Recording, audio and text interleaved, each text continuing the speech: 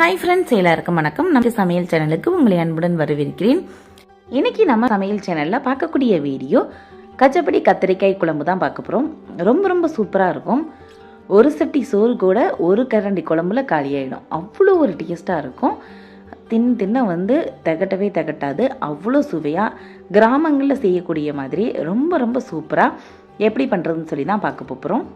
வீடியோக்குள்ளே போய் எப்படி பண்ணுறதுன்னு சொல்லி பார்க்குறதுக்கு முன்னாடி நம்ம சேனலை இது வரைக்கும் சப்ஸ்கிரைப் பண்ணாதவங்க மறக்காமல் நம்ம சேனலை சப்ஸ்கிரைப் பண்ணிக்கோங்க ஃப்ரெண்ட்ஸ்.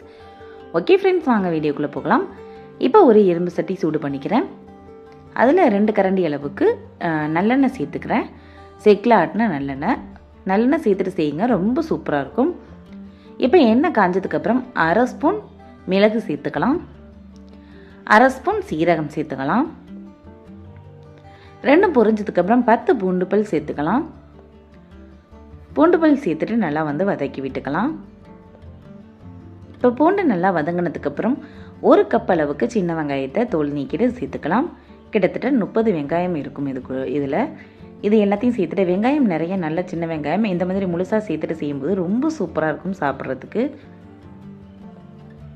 இப்போ வெங்காயத்தை நல்லா வதக்கி விட்டுக்கலாம். 1 கொத்து கருவேப்பிலை சேர்த்துக்கலாம். வெங்காயம்லாம் ஓரளவுக்கு நல்லா வதங்கினதுக்கப்புறம் 1 பழுத்த பெரிய தக்காளியை நீளமாக கட் பண்ணிவிட்டு அதையும் அது கூட சேர்த்துக்கலாம். சேர்த்துட்டு கொஞ்சமாக சால்ட் உப்பு சேர்த்துட்டு நல்லா வதக்கி விட்டுக்கலாம். இப்போ தக்காளியெல்லாம் நல்லா வதங்கி வந்ததுக்கப்புறம் இதில் 1/2 ஸ்பூன் மிளகாய் தூள் சேர்த்துக்கலாம்.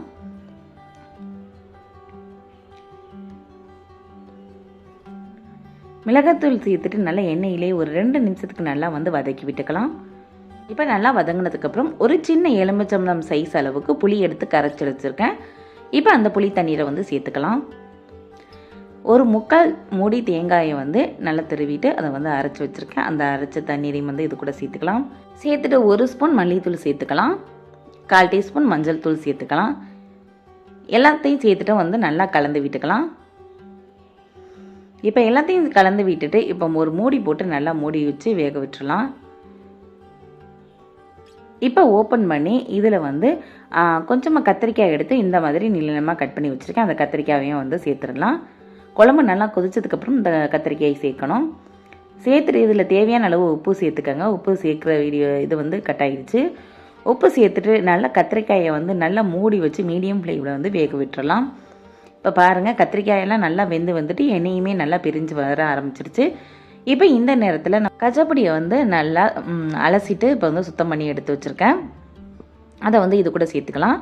இறக்க போகிற நேரத்தில் தான் சேர்க்கணும். இது ஹீட்லேயே வெந்துடும். ரொம்ப நேரம் போட்டு கொதிக்க வைக்க தேவையில்லை.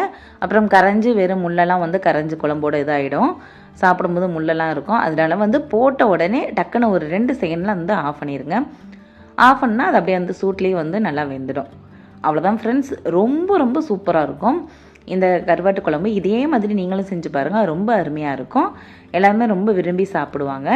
இந்த வீடியோ உங்கள் எல்லாருக்கும் பிடிச்சிருந்தா நம்ம வீடியோவை மறக்காமல் லைக் பண்ணிவிட்டு நம்ம சேனலை மறக்காமல் சப்ஸ்கிரைப் பண்ணிக்கோங்க ஃப்ரெண்ட்ஸ்.